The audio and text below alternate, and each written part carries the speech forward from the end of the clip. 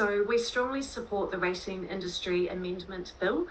This bill represents a common sense opportunity not to be cruel to dogs. And after more than a decade of reviews, inquiries, and reform attempts, it is clear that greyhound racing cannot be made safe or humane.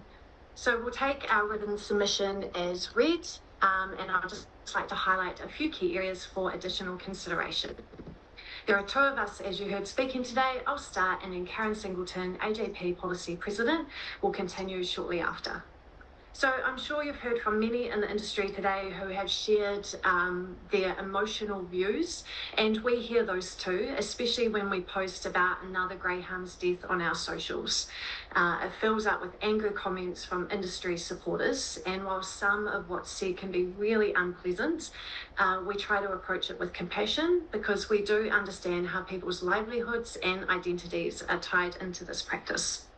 But we do think it's important to pause and reflect on some of the reoccurring arguments made in defence of greyhound racing.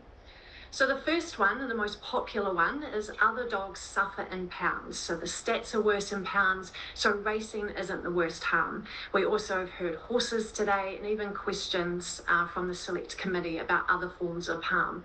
The fact is, just because harm exists elsewhere, it doesn't make another form of cruelty acceptable. Two wrongs don't make racing right.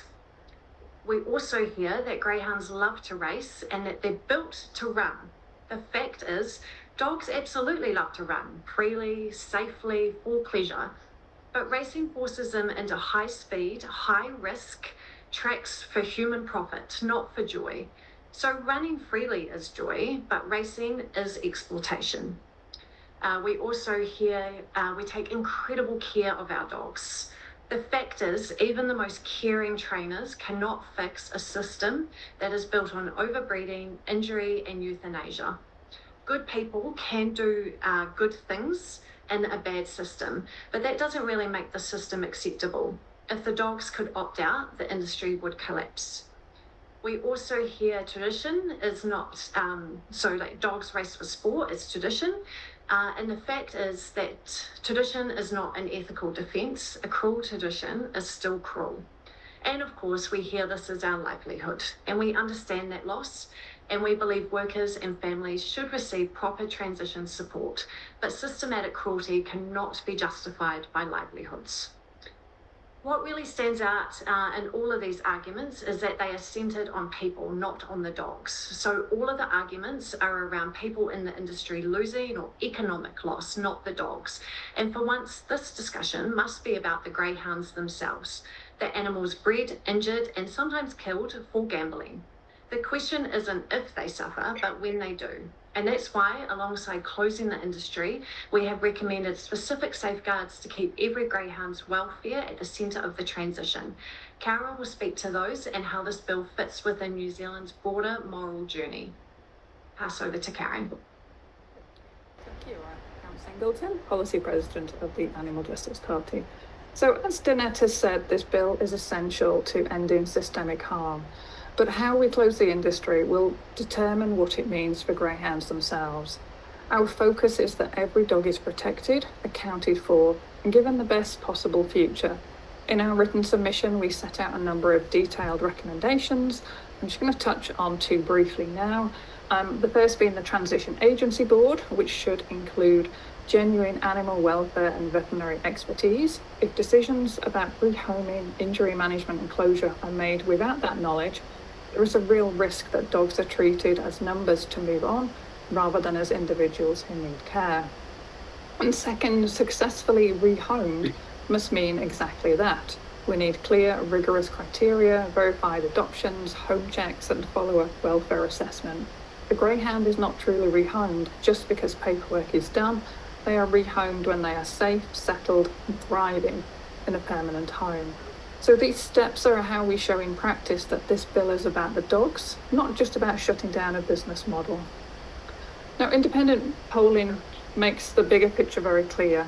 Across every major demographic, the majority of New Zealanders want this industry to end. It has lost its social licence. Only a small minority see it as acceptable. while most recognise it is incompatible with our national values of compassion and fairness. If we step back, this change fits into a longer story about who we are as a country and how our morals evolve.